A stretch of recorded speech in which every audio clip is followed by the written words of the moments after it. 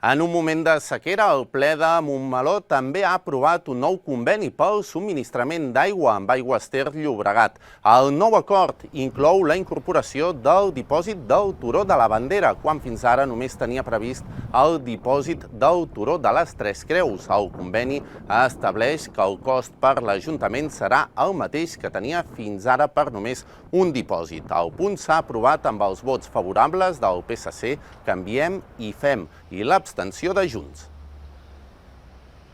Fins ara no havia estat possible incorporar perquè hom entenia que des d'ATL se'ns volia cobrar una doble quota fixa regional, que és la quota que ja tenim fixada, incorporant un nou dipòsit. En aquest cas, el conveni incorpora aquest nou dipòsit de forma gratuïta. Contents que es pugui fer servir aquest dipòsit del Turó de la Bandera també de forma més àmplia, diguéssim.